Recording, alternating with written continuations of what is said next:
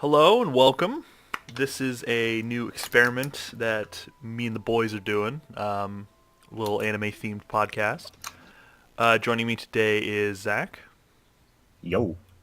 and Jarrett. Salutations, Internet. And today we're going to be talking about JoJo's Bizarre Adventure Part 1, Phantom Blood. It's kind of a new thing that we're going to be doing. It's going to be a bi-monthly podcast where we talk about...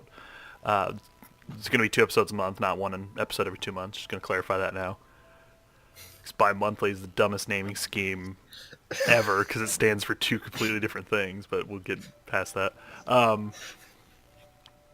Yeah, so we're going to talk about an episode, or sorry, not an episode. We're going to talk about a series specific, and then we're going to talk about a trope or some kind of thing relating to that series in some way, shape, or form.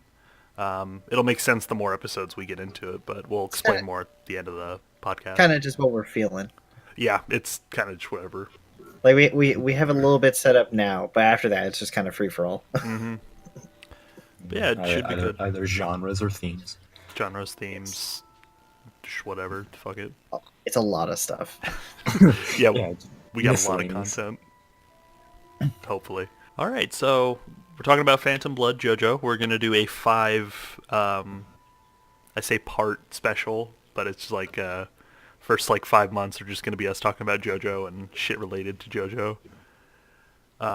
Because I love it and I'm a huge nerd about it, and I'm pretty sure these two boys love it as well. Yes, Yeah.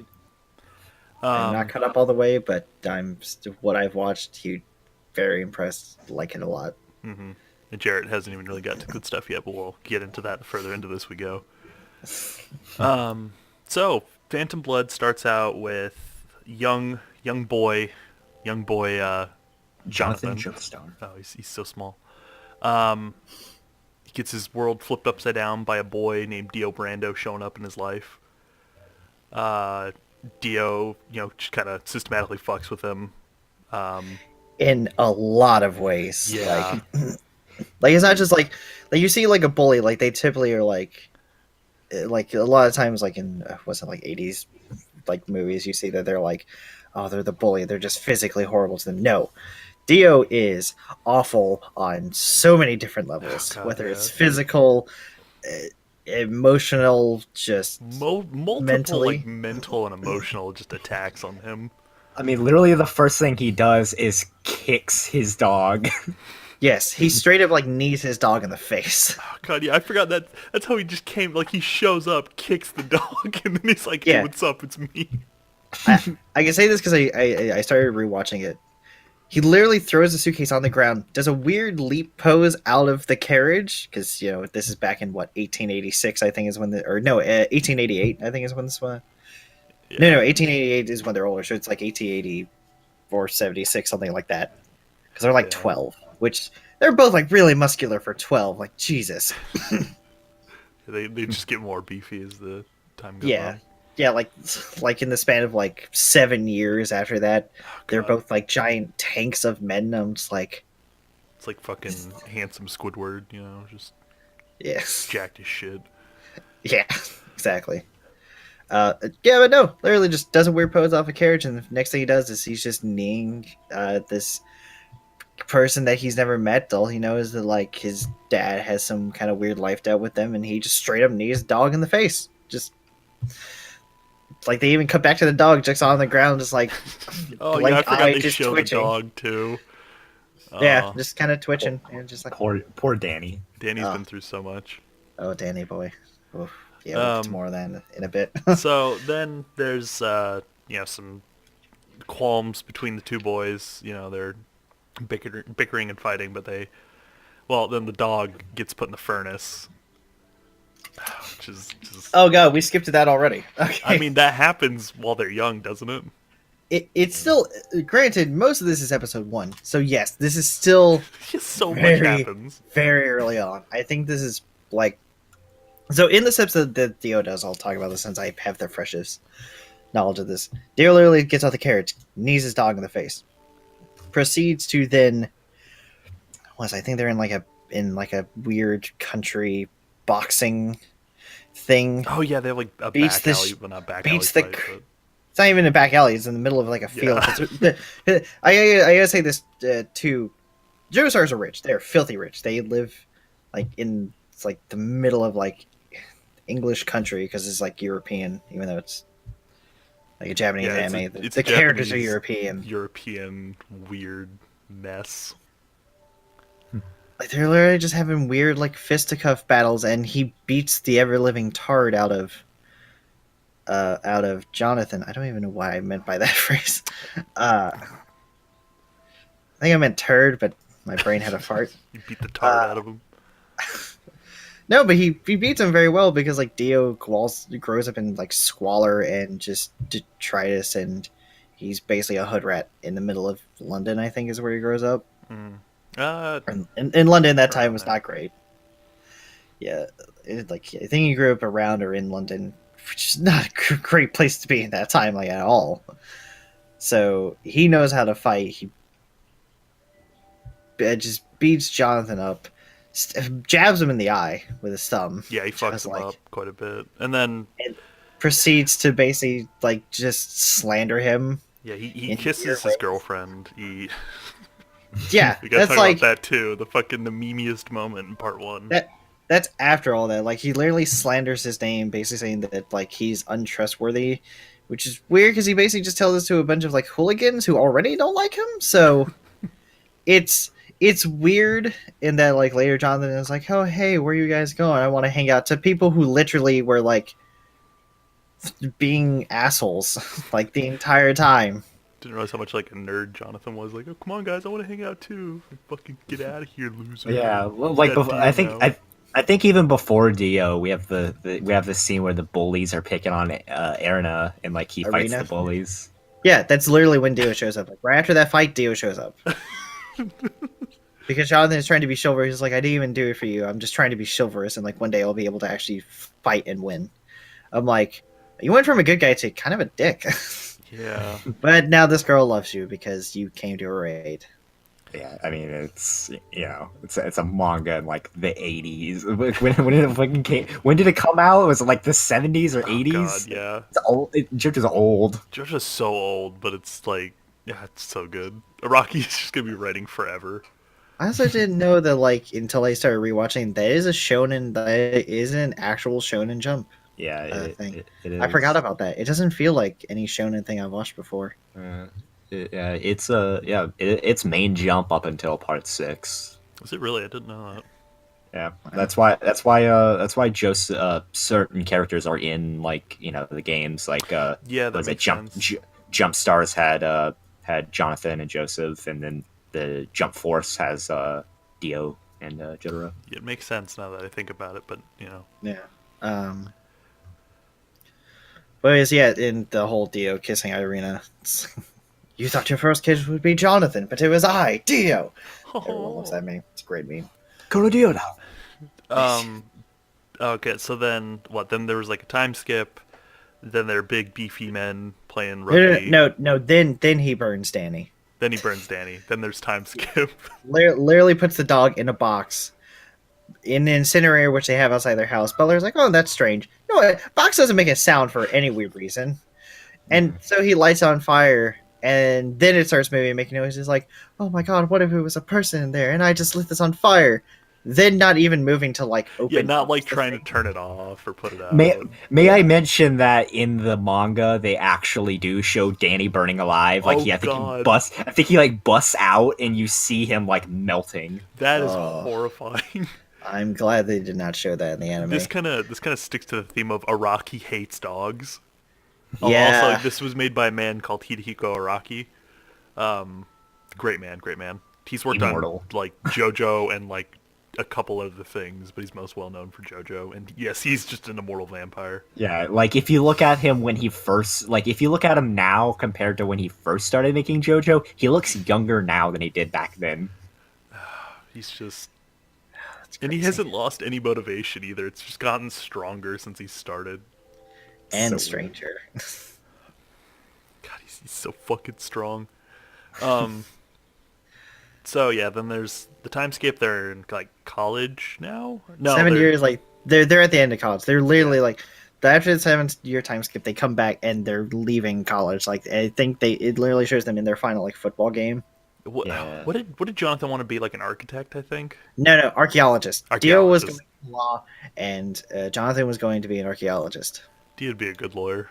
Okay. Also, I have to mention this. Like, this is like the weirdest part is that like we see the whole the entirety of the thing. We see Dio torturing Jonathan. Poor Jonathan gets tortured by Dio, Yes. and then time skip. They're playing football. They're best friends. Yeah, like no incident happens for that 7 years, but it was like the first week he's like, "Fuck you." Well, no, because right before that, Jonathan did fight Dio, Yeah, especially didn't he, like, after almost what happened pull with a knife on Irina. him? Yeah, Uh, Dio did pull a knife on him, but then their dad, George Joestar, basically squashed it. But that was also the part where Dio learned it's like, oh, if you bloody his nose, he comes back twice as fierce. Oh So yeah. I think at that point he realized that he couldn't. Now he couldn't fight him as well. Okay. So Wait. he was going more long term. Okay, I do want to talk about that moment where they fight because that fight's actually pretty important. I forgot that was before the time skip. So like they fight because Jonathan had enough that Dio is like bullying him, and it's a great moment because Dio's like really evil, but like Mhm. in that moment Dio actually like is weak. Like you see Dio looks like he's about to like cry because Dio is like not expecting Jonathan to fight back, and Dio like is scared of him. That Yeah. might be the only time we've ever seen Dio, other than like the very end of his like arc in general, where he's like genuinely scared of somebody. Yeah. Also, we have to talk about that moment because that's the first. Well, it's not the first time we see the mask, but it's the first time we see. It's an important moment with the mask because Yeah. because Yep. Jonathan The punches stone Dio mask. and the blood splatters the mask, and that's when Dio. Yeah, we probably should mention the mask. The mask is this weird thing that his mother found. Yes, it was in his mother's possession. Like that's all he ever says is like, Oh wait, and hold this on. mask my mother We should had. talk about that. So okay, the fucking thing opens up with Oh yeah, like a carriage that just had like this huge ass accident and fell off the this- side of a mountain. Yeah, like during a thunderstorm, and essentially this like Dario Brando. yeah this fucking little hobo shows up and it's like, I'm gonna see if there's loot. What is his wife evolved? Like, can we just go on a side note? He had a very nice looking wife, Who Dario? Dario, who was with him. Like she was all nice and proper. This man was just utter gutter Yeah. shit. Just So, he's like rummaging through the crash. He's like trying to loot the fucking bodies before, the feds show up and are like, hey, what the fuck you doing? And as he's like taking off a ring, he sees like the guy isn't dead yet. And so he plays it off as like, oh no, I was just being sure you guys were all right. And then the guy turns out to be George Joestar. George. Is that George? Yeah, it's George. Yeah. George Joestar, who's like, oh, you saved my life. You're in my debt forever. Kind of No, deal. I'm in your debt. Or I'm in You your reversed you're it. in my debt, motherfucker. You saved me. Joke's on you. And then it's like found out that what the wife died, but the child survived somehow. Yes. I would love Well, to have because seen how the hell because that the happened. reasoning was like she like cradled the baby more or less and protected it from most of the impact. I'm like, okay, I'll believe it for now. Yeah, and then it pretty much during, like, as Dario's dying, he's like, look, you're my son, I hate you, but I'm going to give you this one last thing of go live with these super rich people, Yeah, take this letter and go which go it's, live with these. Which like that weird letter. he didn't redeem it earlier. He just kind of like, oh yeah, I have this. Well, he did kind of redeem something because of the ring. They later talk about That's true. about the ring that he literally stole off of George. He gets caught by the police trying to sell it. No, he stole the wife's ring, didn't he? No. He sold George's ring. George was then wearing his wife's ring. Ah, So, because George is later is trying to give the ring to Jonathan, and he's like, "This ring was your mother's," and then the constable, detective or whatever explains that he should have ran off Dio's father a lot earlier with that situation, but George literally said it. He's like, "And did he say that that I gave him the ring?" He's like, "Yeah," and the filthy liar. He was like, "Well, what if he?" It's like, "Well, he actually did. I want you to free this man." And he's like, "What?" He gives him back the ring. It's like, sell this for whatever you can get, and and live proper and live an honorable way from now on, and didn't happen. Wait a minute. Hang on. I think don't they show that George actually knew Dario's true nature? If I recall correctly, like I think I remember that like George admits the fact that he figured out that Dario was not a good person, but he still like Yeah, decided to give him think that it's debt. yeah. I think they did say that. That's so weird. And Yeah. that's the reason, by the way, the letter's the reason why Dio ends up moving in with Jonathan is because of that. No, that's not. That Well, I mean, letter has the the letter's- opposite effect. What do you mean? Or at least the letter is the key to later Jonathan finding out what is happening to his Well, dad. yeah, no, it's just more so that like that's kind of the plot reason why Dio is now in the mansion. Yeah. Yes, because of Life Dead, and It's kind of weirdly because convoluted. Dario is like Dario let his wife basically made his wife die because he was an utter horrible person, and then he died. Also, that crash is also the first time we first see the mask. I think wasn't it like Yes. the driver's blood gets on the Oh mask? yeah, the driver's blood forces the mask to like activate. Shoot out like spikes out of the bottom. Yeah, and so essentially his mother, Jonathan's mother, was doing research on it because I guess they found it. I'm assuming she was an architect as well, and that's why he had an interest. Archaeologist. Archaeologist. I don't know why I keep saying architect. Yeah, he wants to build shit. Very different thing. I'm assuming she was like an archaeologist as well, and that's how she found it and like was so interested in it. Plus, it would explain all their money and shit. Yeah. So, kind of a bit of a flash forward. Jonathan's been doing some minor research into the mask, and like you see him cut his finger and like put a drop of blood on the mask, and it pops open. Yeah, he gets very intrigued in the mask once he sees it activate after he punches the shit out of Dio. Yeah. And then, oh god, I'm trying to like remember. So after that, After which part?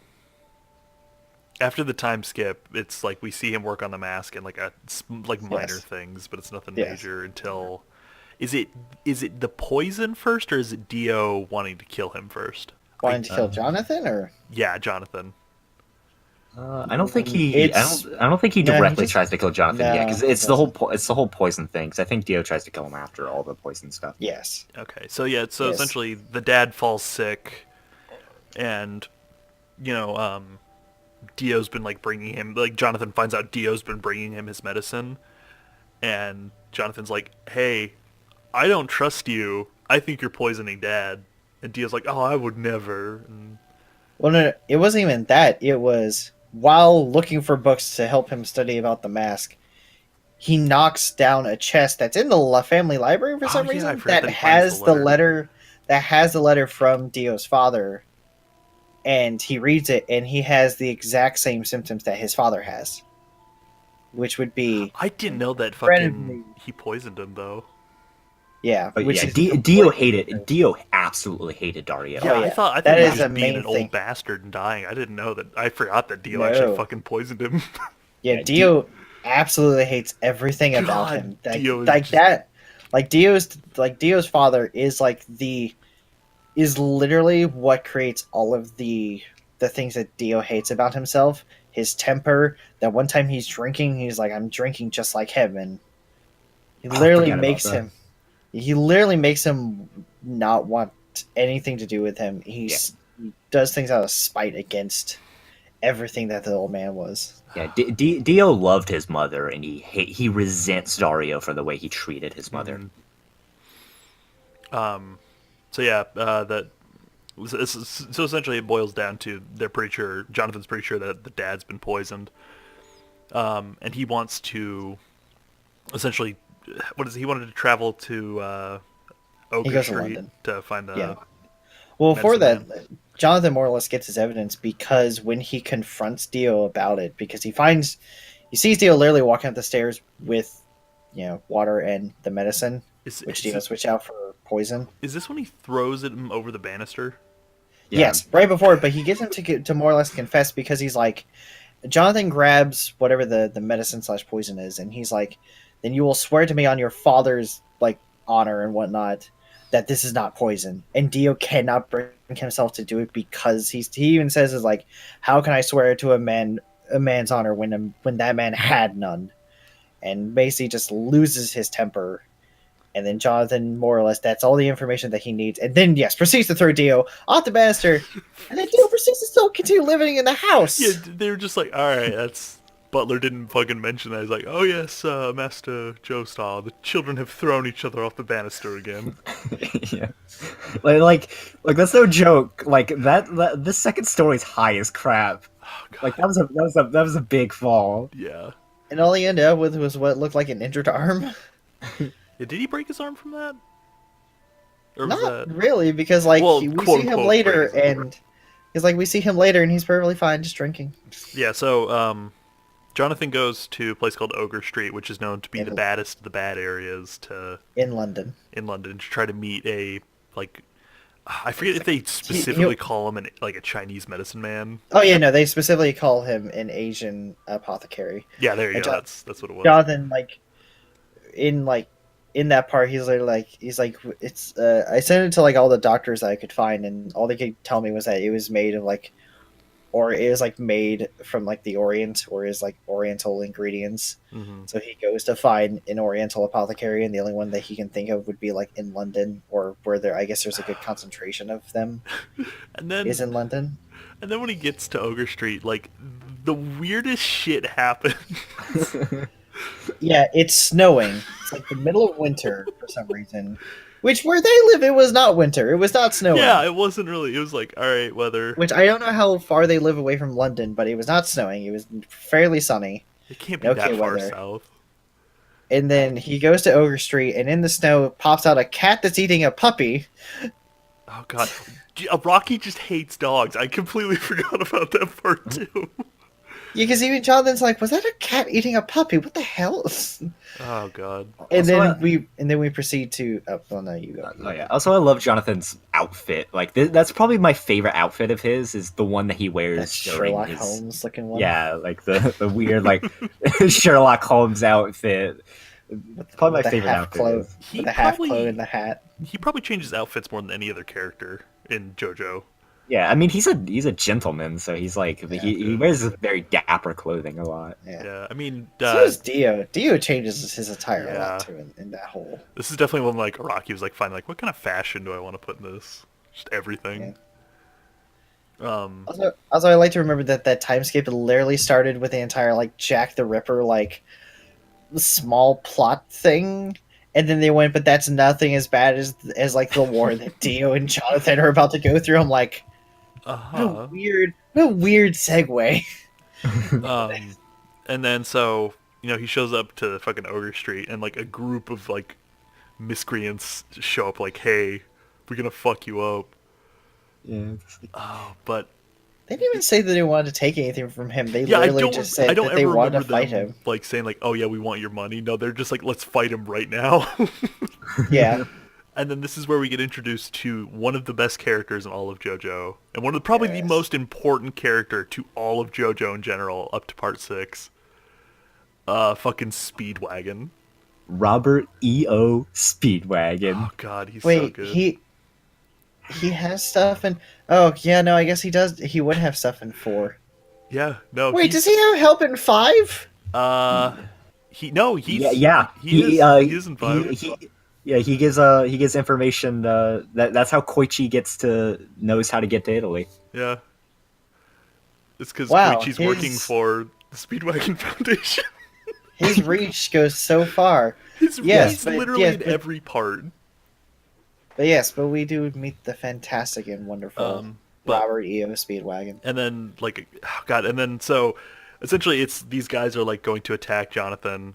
Speedwagon has, like, this weird bowler hat with knives that he only uses in this one scene. He's just odd job. Yeah, he's just He's odd job with a less practical hat. Might I add, before Speedwagon even attacks him, one dude goes to stab Jonathan with a knife. Jonathan grabs the knife, and the guy's like, "Wow, you were a really massive idiot. Like, I could literally just pull back, and you'll be losing your fingers." He's like, Jonathan's just like, "As soon as you do that, I'm going to kick you in the groin." Yeah, And then like, the I other remember guy him saying, with the force of a sledgehammer, and I was like, oh. Yes. It's like that's so viscerally like specific. And then the other guy literally just comes at him, and Jonathan just bats him away. And it literally in that same thing, the other guy with the knife is just on the ground next to him on the opposite side, with the knife like at his side, and then Speedwagon decided to attack Jonathan with his bowler hat. And then I like, really, he just I really blocks wish. his arms. Yeah. I really wish Speedwagon used that hat more because the first time he uses it is really cool. Where he does that, he like it's like looks like a way the hat first, and then the blades come out, causing the rim to like burst off, and then he Yeah. does like that cool trick with it. Where, like, does he like throw where it? it's like- It boomerangs back, and he runs it down his arms or whatever. Yeah, like a Yeah. basketball spin, like when you spin the basketball, but it's like it's a hat. That's just Like he does like some cool tricks with it, and it's like awesome. it literally goes from his right hand up his arm, around his shoulder, and down to his left arm. Like it is the weirdest yeah. thing. That he Um, never used this again. And then what else happens after it? So he blocks the hat, and then what happens? Because I remember He literally it's something, and then Speedwagon's like, "I love you." he punches Speedwagon. Does he? Like he just straight up charges Speedwagon because Speedwagon is like, wait a minute, that hat, like the blades have gone down to his bone. He's not gonna be really doing anything. Oh god, he didn't defend himself that great because he was just gonna charge me and punch me. And then a literal mob of other miscreants just comes up out of nowhere, and they're about to descend on Jonathan. And Speedwagon's like, none of you will lay a hand on this man. For some reason. For some reason, it's like, I won't let you. At this And they all point, listen to- Speedwagon just becomes the ultimate fanboy. Yeah. Like Speedwagon's character changes like so fast. This is all in the span of one episode, by the way. Yeah. And then I don't know if they ever actually explained like what position of power Speedwagon had with these miscreants when he's just like, no one's gonna touch him, and everyone's like, oh, okay. Yeah. And then he tells him where he can find the apothecary. Like, he's obviously important enough to this weird gang that, they'll listen to him, but like, what the what? Yeah. Yeah. Also, I feel like this is a good time to mention, if any, since this is the second character that fits this bill, is that Araki absolutely loves Western music, and he names his characters and stuff after it all the time. First character Dio, named after the singer Dio, and then Robert E.O. Speedwagon after REO Speedwagon. So that's going to be a reoccurring thing we're going to have to mention a lot. It's like Just everything has some kind of weird musical reference in it. yeah. Okay, so then he gets the medicine, and then we'll cut over to Dio's story because they both kind of meet back up in the middle. Yes. Zach, if you want to explain what's going on with Dio's thing, if you remember it. I believe I can't entirely remember. Like this is one of the parts I'm kind of shady about. I'm trying to say what I remember. Obviously, Jarrett can fill in any gaps. I think this is when Dio starts like realizing he's becoming more like his father by like drinking and shit. Yes. Yeah. After he falls off the banister, like literally, I think the next thing that we see is him drunk. plotting to kill Jonathan with the mask. Oh yeah, And the thing after that is we just see him drinking, and then he reads the book, finds out that the mask like shoots out spikes when there's blood on it, and he's like, I'm gonna kill him with this. For some reason, when he could just stab him or like. Yeah. Dio's like weirdly poetic with murder, and it's weird. Yeah, we'll get to that later with this most poetic thing. Oh yeah, that's oh god, the ending of this. But yeah, so it's Dio's like Dio's drinking a lot, and you realize like, oh god, I'm becoming like the man I hate the most. Mm-hmm. And then is there like a part where he visits his grave at some point? I don't remember. No. The grave is right before he leaves to go live. Yeah, he like spits on his dad's graves, like they'll never become you. Mm. Also, might I say, on the topic of fashion, that is probably one of my favorite Dio attires because it's a cloak with like weird feathery shoulders. Oh, yeah. But like it's not like too. Yes, then that top hat is his like Zeppeli levels of good. Oh god. Not as good, but we'll get to Zeppeli in a bit. Is there anything else with Dio's like a little bit? I don't really remember. There's That's where he learns hobos. about the mask. Yeah, there's two yeah, hobos. yeah. I know he learns about. Or- Is that when he tests the mask? Yeah. Yeah, That's when he Oh does, because yeah. he punches.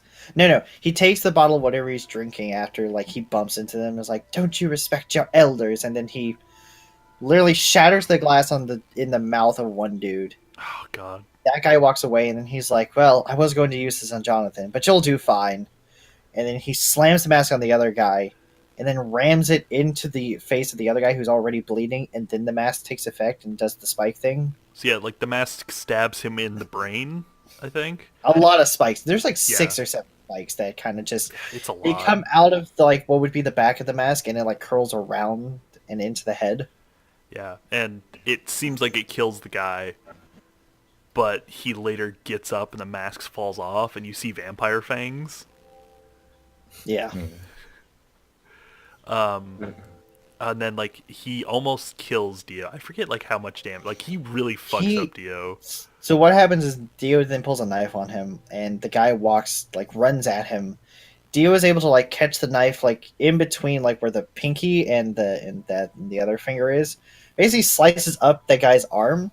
The guy then makes contact with the wall, and the sheer force of that alone, the wall begins to crumble. Dio sent flying and hits something next to the river. And he's like, with a glancing blow, he was able to like break my shoulder. Oh yeah, that's right. And then the guy like comes over and I forget if he was strangling him or if he was gonna like. No, he literally shoves his hand like into his throat. Like his Oh hand yeah, like starts melds, goes drinking underneath the his blood and skin. shit. Yeah, and starts getting younger. Yeah, and then the sun comes up and he just dies. And then I Dio's compl- like, "The fuck?" I completely forgot all about this part. Like I know like all the parts pretty well, but then there are like some certain things I don't remember at all. I completely like I remember it now, but I completely forgot about Dio's little Yeah, excursion with the mask. it's weird. Yeah. Like I don't know. And then literally after that, that is when Dio goes back to the mansion, and then we get what is the end of only the second episode. Yeah, it's essentially. Yeah. Yeah. This has all been 2 episodes. Yeah, a lot happens in the first 2 episodes. And then Like, so Dio essentially hatches the plan like I'm going for some reason he's fixated on using Joestar blood to activate the mask on himself. well, Dio Wait. comes home, and Jonathan is literally standing there. He's like, "Why is it so freaking dark in here?" Jonathan then lights a freaking, the candle holder that has 3 candles, sets on a table. Is like, "I now have all the proof to prove that you are a poisoner, Dio Brando." And And then then Dio, who now has like his arm wrapped up in Arm in a like sling. Yeah, and then basically just sits down and then fake cries slash pleads for his life and whatnot. He's like, "I'll be an honorable man for this. Just let me turn myself in." And it's like, "I know I'm a horrible wretch of a man, but will you at least let me do this?" Yeah, and then like all the cops and like Speedwagon come out and everything. Yeah, like he literally like as he's holding his the other arm that's not slinged into the sling. He's like, as soon as he gets close, I'm going to throw the mask on him and stab him and then kill him that way. And no, then he's gonna put the mask on himself and stab him, not. Oh yeah, that's right. And then Speedwagon's like, "I wouldn't get too close to him, mate. He's lying."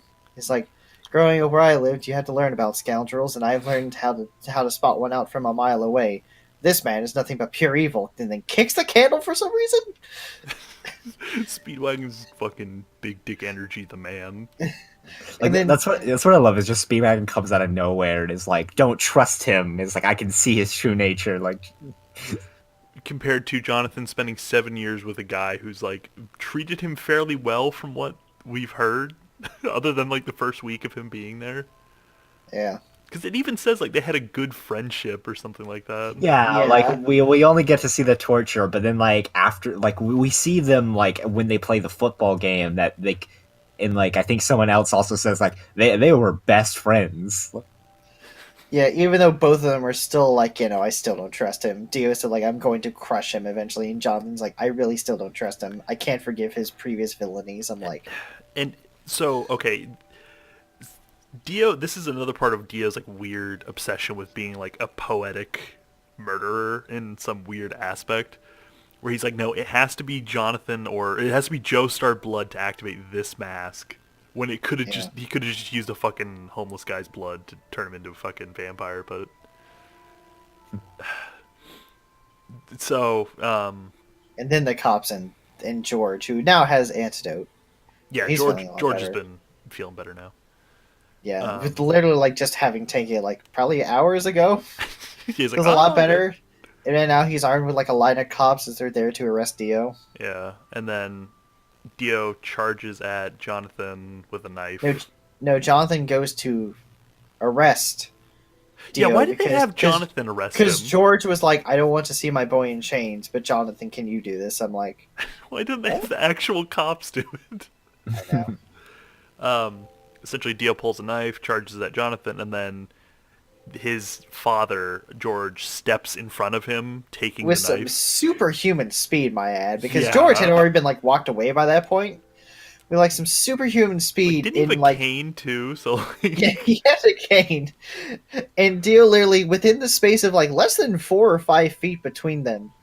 George manages to somehow run in there, gets stabbed in the back, and Dio then puts on the mask, rubs the blood on the mask, and then becomes a vampire. Then proceeds to get shot by all the cops, gets sent out the window by the sheer force. yeah, like, Which they do in the opening in the coolest way by having it sync up with the music. What's like yeah. the da da da da da da da Oh, da. God. Like that's like the bullets time with the Oh, beat yeah. of the music. And then the sound. We gotta talk about the sound effect stuff later, but that was... Yeah, the so sound good. effects in this, the openings and intro. I feel like we can almost do an entire video on, or not video, podcast on our own for that, which we may just lump in as like a side bit for, I don't know, maybe a later one, Yeah, something. maybe as like a one-off side. But So George is like telling Jonathan like, "Hey, make me proud," essentially, if I remember that right. more or less, yeah. And he gives him his mother's ring and then dies. And this is like Yeah. the first major death that we've had. Also like to Danny. also to mention is like Dio when Dio takes the mask he yells a very iconic line of "I reject my humanity," Oh yeah, yeah. it's another And then- really iconic moment. and then he puts it on, and then when when he Which- stabs George, he like smears like lines across it with his blood. Which I stab find him and funny- turn him into a vampire. Because if you think about it, was like aside from his flaws, did Dio really have like humanity? He was an awful human being. Like Yeah. he, like aside from like his human flaws, he was the least human out of anyone ever in the series. But I love that he still thinks that like he was human to some degree. I feel like it's less of him rejecting his humanity, more and just rejecting his mortality, Yeah. if anything. that's- Because Dio was not like he was not a good person. He barely was human. Like So, it turns out Dio obviously isn't dead because it's like the third episode, and we still need an antagonist. we're still in the end of part. We're still in the end of the second episode. Are we really? God, Yep. so I much literally happened. just watched the end of that. Yeah, so I know where that one ends. Yeah, like literally the first two episodes like the most important. After that, it's kind of just like filler until the final fight. Like we Yeah. got some major stuff to talk about, but like we're gonna get really into this. So Dio's like, "Hey, I'm still alive," and he kills all of the cops. Yep. Turns one of them into a ghoul. Yeah, If I remember which correctly. he has the ability to do. He can just make ghouls out of dead bodies. Because vampire rules. Yeah, Vampire rules are pretty set in a lot of things. They vary in minor things. I don't know. I from don't think things, but eye they're pretty- lasers are very common vampire. Okay, like I said, some minor variations, but um, they keep some tropes. yeah.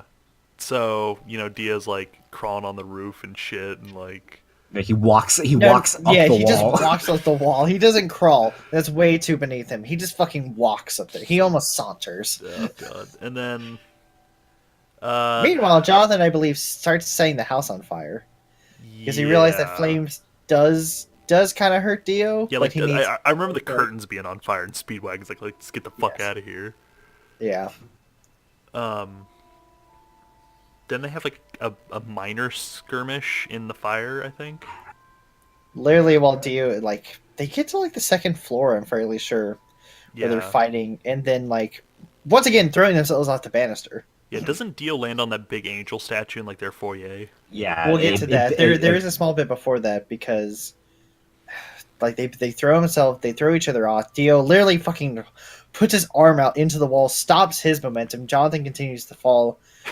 Jonathan then puts the knife into the wall, swings, jumps off that, goes to grab his leg, God. misses, takes his belt off, throws it, wraps it around Dio's leg, pulls himself back up to then throw himself and Dio into the ground floor, which is now very on fire. Yeah, like the whole And place goes up like immediately. yeah, but falling off the banister, and then like last second, Dio realizes like, wait a second, where are we? We're falling towards, and the announcer literally cuts in. And it's like the Joestar Guardian Angels as he impales Dio on the spike. Yeah, because that's like it's like holding like a sword, and he just goes like through the sword. Oh god. No, it didn't even have a sword. It just on top of it had a spike for whatever reason. Like on top of the head was just a spike. And I don't in remember. Also, I remember I thought it had a sword. they were on the second floor. They were on the roof, and then they fell through. oh yeah, I forgot they got on the roof and they're just like, yeah, let's go deeper. And then Yeah. in the fighting game, I actually know that there's a thing where if you knock somebody off the banister in the mansion, you can have them land on the statue. Mm. But so that happens. I think Dio just like leaves. Like I think he's kind of fucked up, but he just kind of goes. Yeah, no, isn't he in the wheelchair after this because he's really fucked up and he needs people?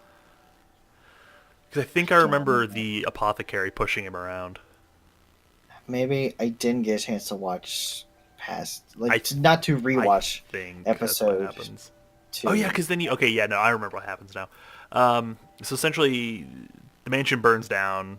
Jonathan's being taken care of by Irina, who Yeah. she's like, okay, this big beefer of a man is pretty hot. Good. Yeah. More so already. Than... This is like the first time we've seen her in a while. Because after the whole Dio kissing her thing, Erina just kind of disappears for a while. Yeah. And then like Jonathan's really mad about that because he actually kind of liked her. But then she like appears again like when she 7 years later. Yeah, because she finds like I think Jonathan's like messed up from his fight with Dio, and he's just wandering the streets, and Erina finds him. Yeah. So both Dio and Jonathan make it out of the fight.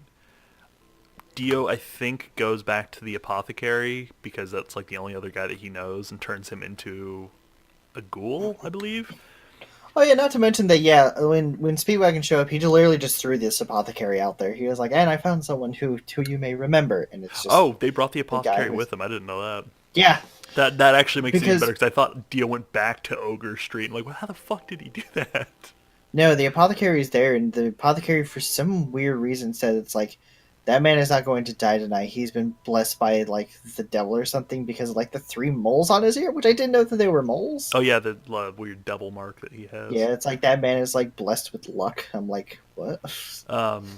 So Dio's like in a wheelchair because he's really fucked up, and he just like he runs into Jack the Ripper, like mid murder, and is like, "Hey, I'm taking your blood," and he's like, "What?" And then it's just, I think it's a hard cut or something along those lines where it's just Dio drank Jack the Ripper's blood, and got pretty much back to normal. This is then like Dio's weird plan where he just enslaves like an entire town, to be ghouls, like in his minions and shit. But we'll get into that in a minute. Because I think in part 3, or in not part 3 is a while away. Episode 3, I think we do get one of our other favorite Ario side Speedway. characters. No, Ario Speedway. we already have Speedwagon. He can't show up twice. William Zeppeli. Yeah, William Zeppeli. Or, Led Zeppelin for you Yeah. smart people out there. Was his middle name W? Like, didn't he say what his middle initial was? I don't know. It's Baron William Zeppeli. Thank you. Baron Zeppeli. Zeppelis are a big, just staple for the, Joestar bloodline in general. Yeah, he So this is like for the next 2 seasons, and then comes back in later. part 7, yeah. Yeah, something like that. So Granted, this is the character himself does not come back, but yeah, no. Well, we'll explain that more when we get to that. So essentially, he like doesn't he poke him with a finger and like his arm heals. I think he like Yeah, I jabs think him in the it's- chest and he's like, "Hey, I got this magic breathing shit. You want in?"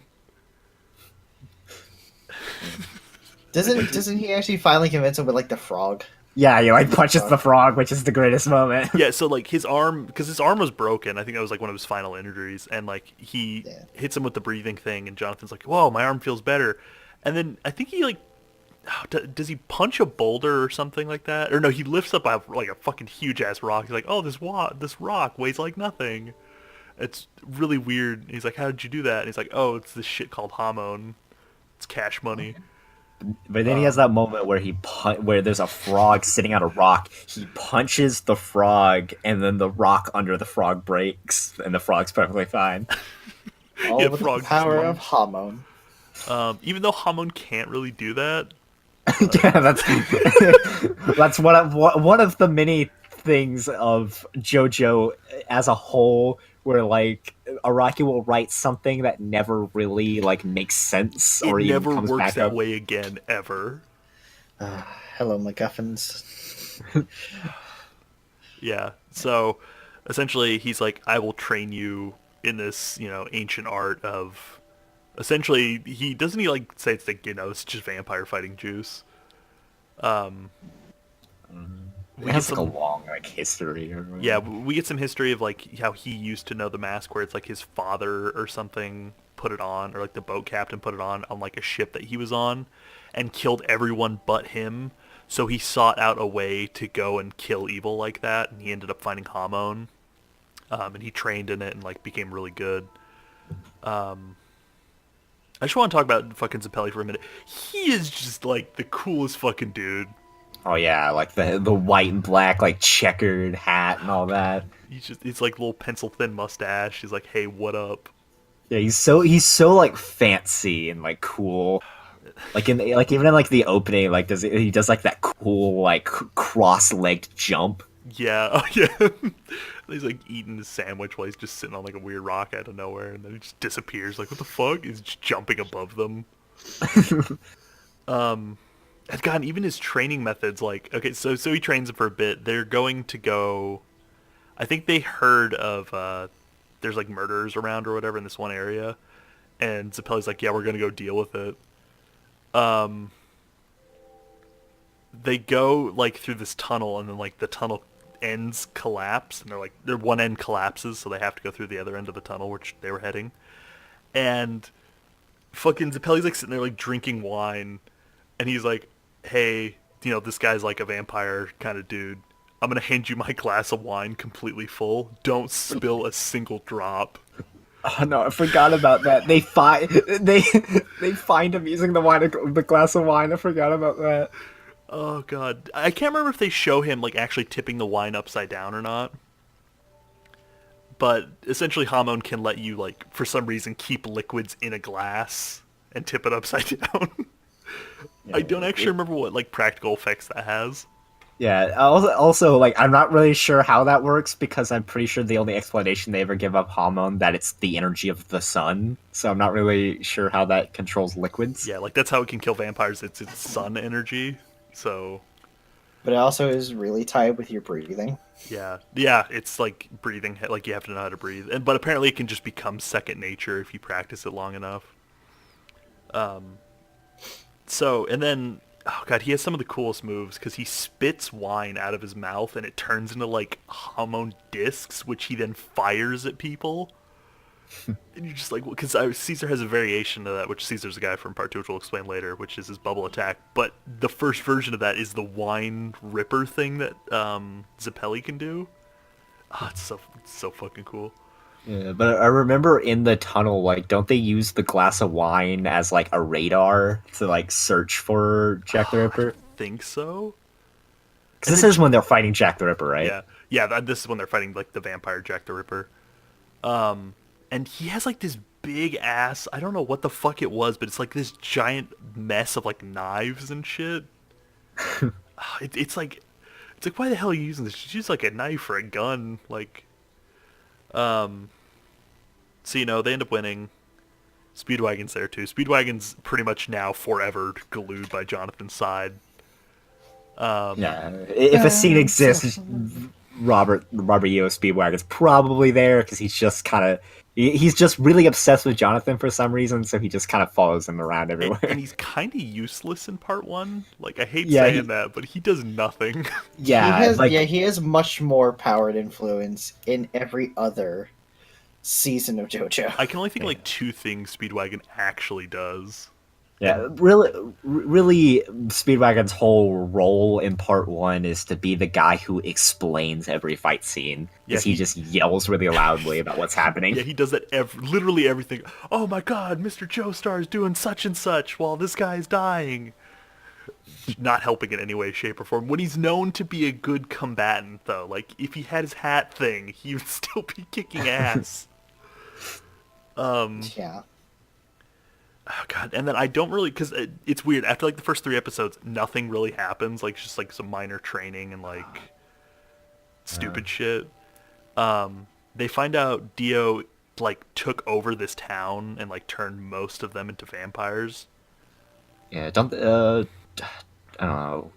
So, and then they meet that kid. The kid, I think the kid is from that town. Yeah, the kid is from the town because so they get to this town where they heard Dio. I don't remember how they got to the town. It's not really important because it doesn't really matter. But essentially, Jonathan finishes training. He knows Hamon pretty well. Oh, we got to talk about No, this isn't the town. Never mind.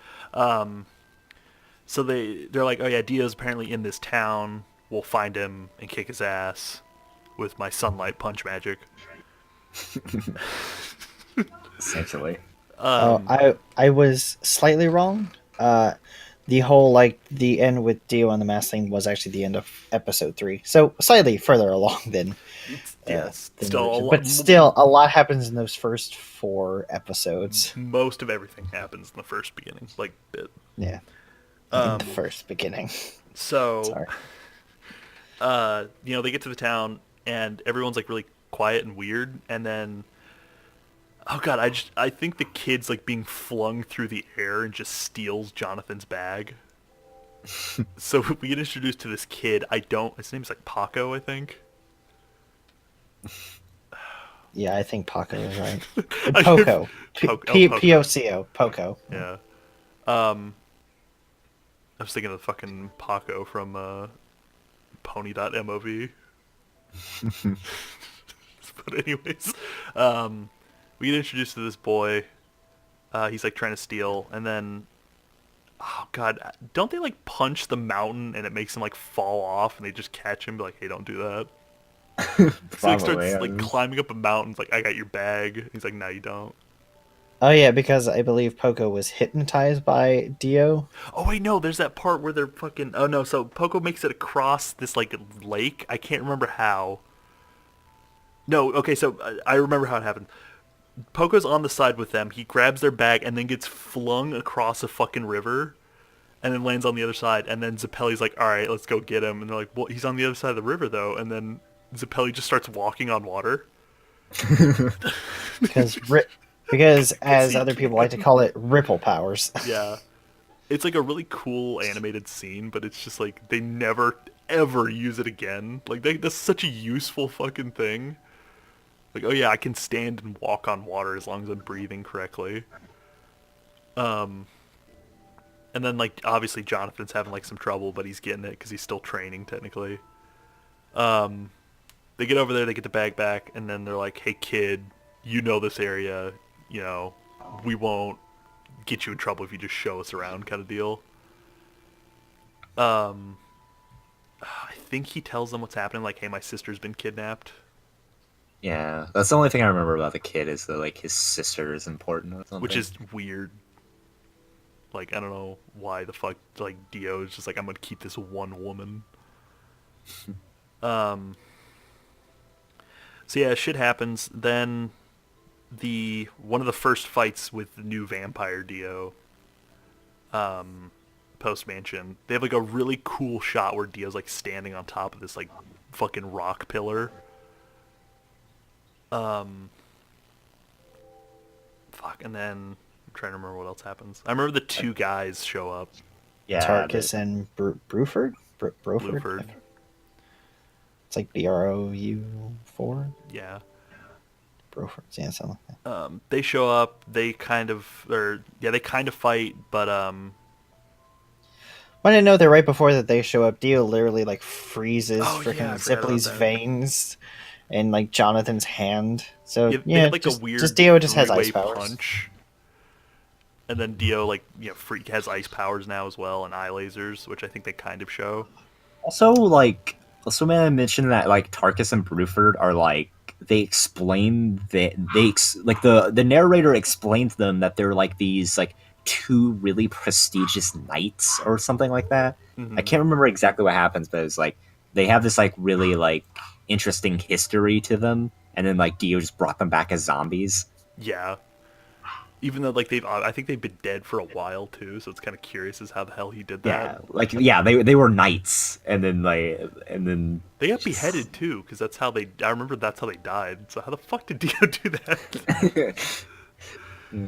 Um, yeah, but their backstory is really cool. Jonathan has a fight with Blue for the Yeah, smaller of the with two. Bruford. Yeah, with Um, Bruford. he beats him in like an honorable way. In this like, the knight's like, I may be a monster, but I still have my honor and shit. Take yeah, my sword. yeah. There's a cool moment where like Bruford like kind of like recognizes how honorable Jonathan is. Which is weird because they don't fight for that long, if I remember correctly. Yeah, I think This they is have the like one a where they find the lake or like yeah they fight like underwater, which is a hard fight because like Jonathan has to breathe to use Helmon, but Yeah. but he's but then he underwater. finds like a weird pocket of like was it oxygen rich water of air Yeah, I to know. then Yeah. pull off a crazy hormone overdrive or sorry It's like, yeah, turquoise turquoise blue blue overdrive. overdrive. It's so Yeah, sick. Yeah, all of his punches are named like something, a overdrive. Yeah. color overdrive. Oh god. Yeah. But that water breathing thing is so fucking stupid. He's like he finds like I think I do remember that just like oxygen rich water, just water he can breathe. It's like, it's, okay. it's so dumb. Um, essentially, Dio's like, I'm gonna peace off to my castle and let these two deal with you guys. Oh, also, that's around the moment where he has the meme where they when they first encounter Dio on the rock or whatever, he's like, Dio, how many men did you kill? It's like, how many breads have you eaten in your life? It's like, I don't think those two questions are linked, Dio, but all right. So yeah, Dio pisses off to his castle. They have a fight. Jonathan then gets a sword, which is called the Sword of Luck, but then the guy writes a P on it, and so it's the Sword of Luck and Pluck for some reason. It's so stupid. It's so stupid. Um, so it's like this fucking badass golden sword. Jonathan like puts it on his back. It's like, all right, cool. And then the big guy Tarkus is like, I don't remember how the hell he got in the castle, but essentially they're in like a weird battle training grounds now. So the guy went to the battle training grounds. They're like, all right, let's go get him. So it's Speedwagon, Zappelli, Jonathan, and Poco. Oh yeah, so they're probably there as well. And then so Jonathan like steps through this weird door, which I don't necessarily remember how the hell he got there. No, wait, didn't they make the oh god, this is another really stupid thing Hamon could do. They gathered up a bunch of leaves and made a hang glider using Hamon. And they used the hang glider to like fly this weird cliff thing. Oh god. Yeah, I'm looking back through like notes because I didn't have a chance to like fully rewatch all of Phantom Blood. So I'm looking at notes that I had, and I forgot about that hang glider. Hamon Made is of just like leaves. the fuck you magic of this universe. Like it could just kind of do whatever the hell they want it to do. Which in later episodes is going to be crazy. Yeah, it just gets worse. Considering, no, I mean like in later seasons, considering what we get later on. Oh yeah. Like, I forgot how crazy Hamon was in part one. It's like part two, I don't feel like it had this much craziness. All right, so We'll save that for essentially, part two. Turkus tricks Jonathan into like this weird fight where they're chained. They're both chained together, and Tarkus is like way bigger, so he's just choking the fuck out of him. Essentially, Zappelli's like, I was told when I started doing or training for Hamon that I would die freeing a young lion from his chains, like revealing his destiny, and like, oh, it was like the coolest speech as he's like walking to his death. Zeppeli essentially gets him out of the chains, allowing him to fight, one on one. But as he's dying, he like gives him a power up essentially, making Jonathan like significantly stronger. He just kills Tarkus next to. I don't think he really has much of a problem after that. I like the name of that. What? Hello? Continue, Jared. I point out that I forgot how that chain thing went because I thought at first it was on their arm. No, those chains were around their necks. Yeah, it was like shoulder pads with chains on them, like football shoulder pads. It's literally called a chain neck death match. Yeah, like wasn't it like connected through the wall and they had to like pull each other like up or? Yeah, and like this guy was known to be the champion. Like no one ever beat him. That is one of the most wrestling sounding things I have heard. So that was, cool. So Zeppeli died. He got like cut in half, and it was pretty fucking brutal. And then they have this cool sequence where like he's giving him the last of his hormone. Oh yeah, he does it with chains. And then yeah, no, Zeppeli gets cut in half by chains cutting him in half, which is like probably one of the most fucking brutal ways to die.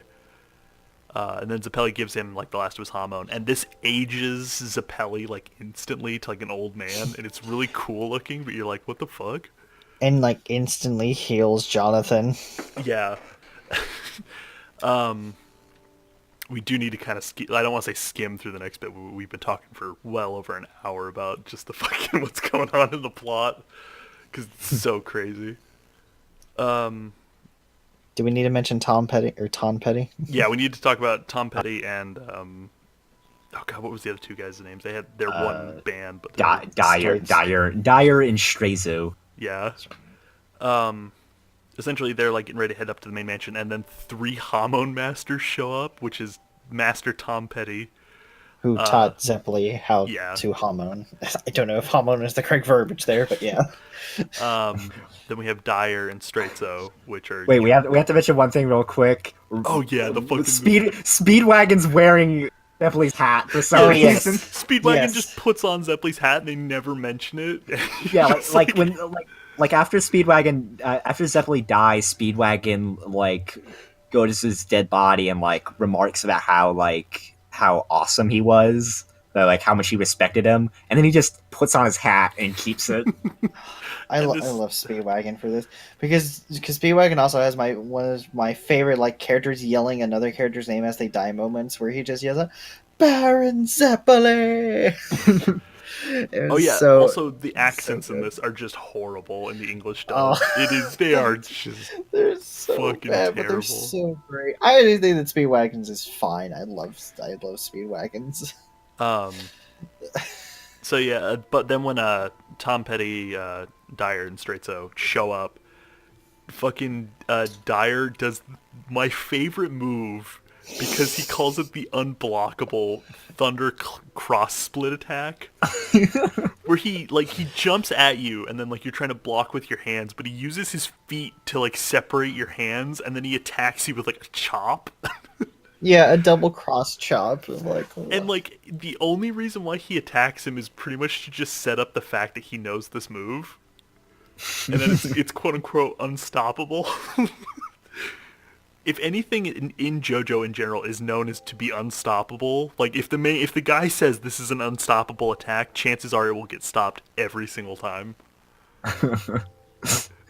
Kira. Fucking oh god. So, they're like, all right, yeah, let's go kill by now Dio. they found Dio because the fight between Tarkus and Bluefur takes quite a while. Takes several episodes. By the way, I forgot that Phantom Blood had fewer episodes than I remember. It only had 9 episodes. It's so little. Battle Tendency, which is part 2, starts on episode 10. Wow. Yeah. Yeah, so, okay, so then, they go to the castle and all this shit. They fight their way through, like, this horde of zombies. Like, I remember there being, like, a weird guy that had, like, a bag on his head that had snakes coming out of it. I don't know if you guys remember that one. I do not. I believe you. I remember that. It's JoJo, so I believe you. Yeah, like, oh god. So they get there, Poco's sister is there, for some reason. She's not a vampire or a zombie in any way. Then Dio does something really fucked up where Dio's like, I'm gonna, like, there's a woman with her baby. I don't know if you guys remember this. And she's like, please spare my child's life. Take me instead. And he's like, are you sure that you both don't want to be turned into a vampire? And she's like, no, spare my baby. And he's like, okay. He turns her into a vampire. And then her bloodlust has her kill her own child. And you're just like, Dio, what the fuck? Yeah. Well, hey, by this point, he's already returned to his humanity. Yeah. It was. So this is like supposed to be the big fight. Dyer attacks Dio immediately with his Thunder Cross Split attack. Dio literally just like catches it like, oh, what the fuck's going on, and just freezes him solid other than his head, and then just shatters his entire body. But he's not dead, don't worry. His head is still alive for some reason. Because of the power of hormone and, then- really and then- good breathing without lungs. And then he lands in a pile, like a basket of roses for some reason. And he like puts a bunch of hormone into a rose and spits it at Dio, and it like hurts him. Oh god, I forgot about that. Yeah, it's so stupid. That's like one of the reasons why everyone says like that's why Hermit Purple has thorns, is because of that. So essentially the fight boils down to it's now Dio and Jonathan fighting each other. Jonathan takes the Sword of Luck and Pluck and essentially cuts Dio like a good chunk of the way down the middle. Like pretty much from the top of his head to the middle of his chest, just straight down the middle. Dio's fine, by the way. Like he just kind of fixes his head and like Vampire. keeps talking. Then he freezes him. But the sword, the end of the sword is in fire. Like the other, like on the other side of Dio, it's like in a little pit of fire, so it's like melting the ice without Dio noticing, which is so stupid. Then I don't. Does he decapitate him then? Let me look back through my notes real quick. I think he does. Oh, nope. I think this is. I'm pretty sure this is their last fight. Like he beats him Yeah. here. Yeah. It's right there. It's right there. Yeah, because I think the apothecary finds his head like in just bushes. So Dio not Dio, yeah, Dio wins. Jonathan essentially wins the fight, decapitates Dio. Dio does that weird thing where like he reaches into his neck and like has his like vital artery in his fingers. He's like twirling it around, and it makes me so uncomfortable when I see that. Yeah. I forgot about that. So yeah, then Dio gets his head cut off. His head falls like off the cliff while like the mansion, he like shoots lasers at the mansion because Dio can also shoot eye lasers for some reason. But they're not really lasers. They explain that like his eyes open up and it shoots like vampire juice out of it. I think it's venom, but it's essentially vampire juice. Yeah, like they're not like they don't burn things. They're like they pierce things. Yeah, it's. I really forgot weird. that Jonathan literally set his hands on fire to counter. Oh Dio's yeah, ice. I forgot he does that weird spin hormone fire punch to. Oh god. Yeah, so Dio loses, his head gets cut off, and it seems like, good, but it's well obvious. and good though. End of the story, but we still have one episode left. Yeah. So it kind of shows like, hey, after everything happened, they just cleaned up the remaining vampires, or so they thought. They also broke the mask. Speedwagon broke the mask. Yeah, Speedwagon is the guy that takes a sledgehammer to the mask for some reason. Might I add that in the video game, the Phantom Blood video game, Speedwagon with a sledgehammer is one of the playable characters. Yeah, and one of his moves is Ochre Street, where he sends a bunch of his goons after you. It's so sick. So yeah, they break the mask. Stuff seems happy. They're going about it. It turns out Jonathan and Irina get married. Mary. Yeah. They're going on their honeymoon to America. Yeah, they're going to America on like a nice steamship to America. What a cruise is back then. Yeah. So they're on their way, and also I love how fucking they talk about how it's weird how tall Jonathan is because he bangs his head like on the like door frame, if I remember correctly. Just like for no reason. So then, Well, we have to talk about the dudes who are carrying the coffin onto the ship. You remember that? I don't remember that. So there's these like dudes who are carrying a coffin. I think they remark that it seems a bit heavy or something, and then like one of them puts his ear to it and he hears a whispery "Ree." like like the coffin like whispers at him. It's so weird. And it's obvious they're carrying in one coffin, right? We have to set this up for later. This is gonna be relevant later, we promise. So they're carrying in one giant like metal coffin. So like a very large, oversized coffin. yeah. So so essentially Dio is still alive, but he's like a head in like a tube. Well, that and the apothecary from earlier. Yeah, the apothecary's like Coffin. carrying him around. Yeah, if I recall, I don't like if I recall correctly from the. At least I've seen this from the video game where the apothecary has like this contraption where he has like a harness on his arm with a jar on it, and Dio's head is in the jar. Yeah, it's stupid looking. And then this is so okay. So then Jonathan's like, Dio, you're still alive, and then Dio's like, yes. This is probably the second dumbest thing that Dio has ever done for the sake of a poetic death. Dio says, I want your body. Anybody will do, but I want yours specifically. So I'm going to take your head off and I'm going to put my head on your body. Even though Hamon kills vampires instantly, and Hamon's constantly coursing through your veins after you like learn it, apparently. So this is just such a dumb idea in general. But he's like, now I'm going to do it. So then he shoots eye lasers. I think he kills him instantly. I think he shoots the eye beams and it like pierces his throat. So Yeah. he can't, Yeah, like, breathe it's like anymore. like a near fatal attack to his neck. Yeah, and there's some like vampire minions essentially. Oh yeah, so there's some vampire minions, and then one of them like attacks a woman that has a baby, and she like almost drops the baby. Erina picks up the baby and is like, "Oh shit, we got to get out of here."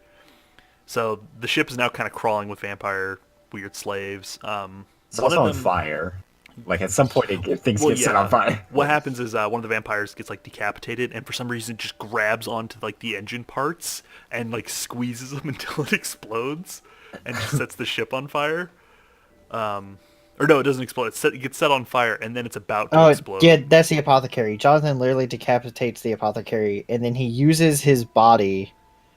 He compels his body to obstruct a piece of the cruise ship's mechanical mechanism, setting the ship on a path of explosion. Yeah.